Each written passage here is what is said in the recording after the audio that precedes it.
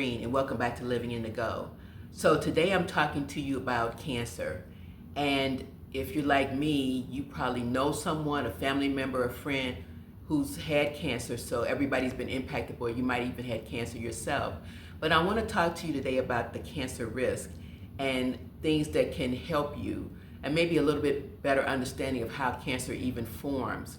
So most of the cancers, I would say 5% of them are genetic, meaning that's passed down from family, which means that 95% of them are not. It's based on your lifestyle and environment. So your lifestyle, if you eat the wrong foods, if you're overweight, if you're doing too much, if you're not exercising, that's lifestyle. Environment, we live in a toxic society, things in the air, things in the food, pesticides, you name it. So those are all environmental things. So 95% of the cancers come from that. And so if you think about cancer, it takes a long time to form. Sometimes if you go and there's a cancer there, maybe you weren't going to the doctor regularly to see it or don't know what the symptoms are, but it does take a while for cancer to form. And if you think about the cells in your body, they have a mission. Every cell in your body knows what it's supposed to do. So if you have a kidney cell, it's not going to say one day I want to be a heart cell. It's going to function in the kidney where it's supposed to be. So all your cells work in unison to do that. So when you get cancer, you get one rogue cell that decides, I don't want to do the mission anymore. I'm going to do what I want to do, and that's that rogue cell. And so that's how cancer forms. Now, if you have things happening with you that are good for you, like eating the right kind of foods, exercising, keeping your weight maintained and all that, you can fight off that little bad cell and it might not impact you because, again, cancer takes a long time to metastasize in the body. So there are things that can happen, though, when you do get cancer that will actually feed the cancer and make it even worse. And so there are foods. I always say that food can heal you or it can kill you. So there are foods that you can eat that will actually feed the cancers. So I'm just going to give you a few of those. So, and you probably already know this in terms of processed meat. So the lunch meats, the hot dogs, the bacon. They talk about red meats, but specific kinds that have been processed. I mean, if the meat has not been processed, that's one thing, but processed meats, because of the way they process it, the nitrates and the things that they use to process it will feed the cancer because it's not good for the body.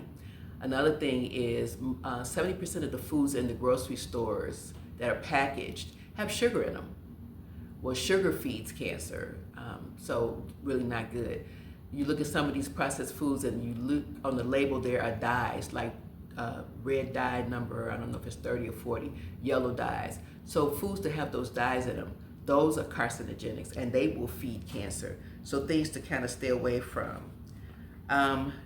Believe it or not, microwave popcorn, which everybody loves, but it's not the popcorn, it's the bag that they use. There's a coating inside of it that can cause cancer, it will feed the cancer. So you don't want to do that. And I like popcorn, so cook it in the pot the old-fashioned way before we had all the bags, and make your popcorn that way. Pasta, breads, white flour, all of those things, believe it or not, turn to sugar, and sugar feeds cancer. So you want to eliminate that as much as possible. Hydrogenated oils, I always have trouble saying that.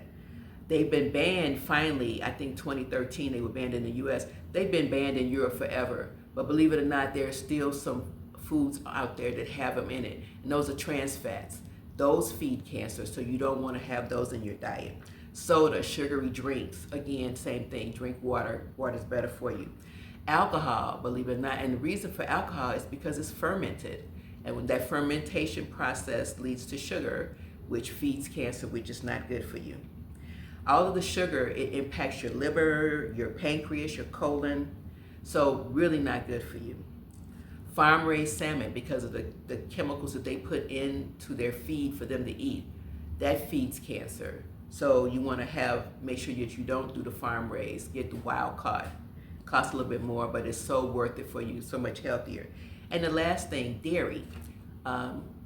Cows, they produce milk for their calves, and human beings have started drinking milk, milk with cheese and whatever, but there are certain things in that that's not good for us, especially now the way they put so many chemicals in the feed for the cows, just not good for you. There have been studies that show that eating a lot of dairy can lead to prostate cancer.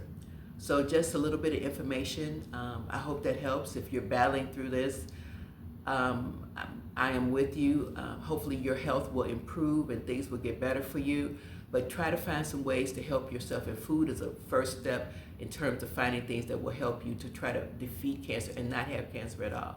So a little bit of information. Hope that helps. Thanks so much and have a great day.